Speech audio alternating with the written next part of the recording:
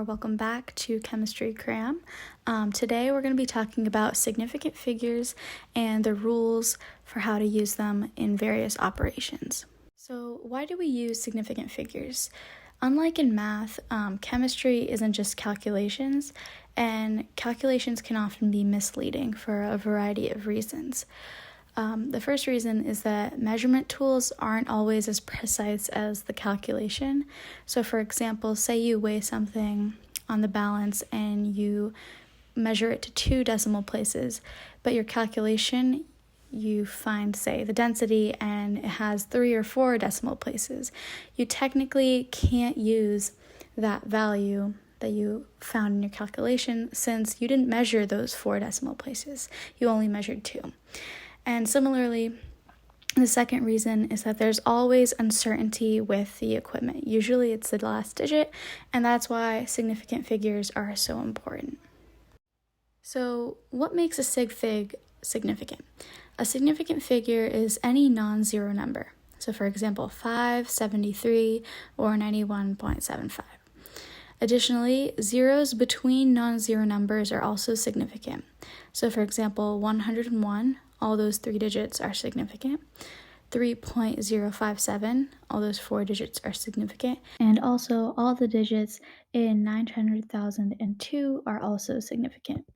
And lastly, trailing zeros are significant if there is a decimal point. So for example, 90.0, all those 3 digits would be significant, and so on.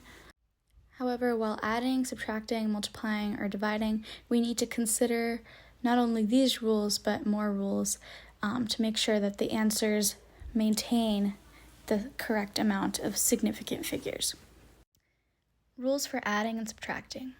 When adding and subtracting, the answer cannot have more digits to the right of the decimal point, if it exists, than either of the original numbers.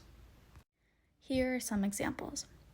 In example number 1, you're adding 3.65 and 8.9, and it gives you 12.55. However, in one of your original numbers, you can see that 8.9 only has 1 digit after the decimal point, which means the answer must do the same, so you will round up to 12.6. In the second example, you are doing 96.831 minus 12.93, and you will get 83.901. But as you can see, 12.93 has 2 digits after the decimal point, which means your answer must do the same, and in this case, you would round down. In example 3, you're adding 20 and 543. And in this case, your answer will stay as 563 because there isn't a decimal point and you don't have to consider the digits that come after.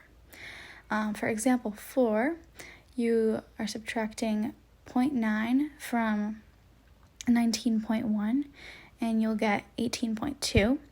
And in this case, both of the original numbers have 1 digit after the decimal point, and therefore your answer will stay the same. This can be a little tricky to navigate, but remembering the rules will always help you reach the correct answer. Now moving on to the rules for multiplying and dividing. When multiplying and dividing, the answer cannot have more significant figures than the number of significant figures of either original value. Here are some examples. So 3 times 15 equals 45. However, in your original numbers, 3 only has 1 sig-fig. So your answer must also have 1 sig-fig, meaning that you will have to round up to 50. In example number 2, you're doing 19.8 times 0.007, and you'll get 0.1386. And in this case, both the original numbers have 3 sig-figs, and therefore your answer, you will round up to 0.139 so that it also has 3 sig-figs. In example 3, you're dividing 24.12 by 3.3, and that gives you around 7.309. However, in one of your original numbers, 3.3, it only has 2 significant figures, so you will round down to 7.3. In example 4, you're taking 1002.5 divided by 250, and your answer is 4.01. However, in your original values, 250 only has 2 sig-figs, and therefore you'll round down to 4.0. I hope this helped you better understand the rules of significant figures, why we use them, and how to use them in calculations. Thank you for watching, and like and subscribe for more.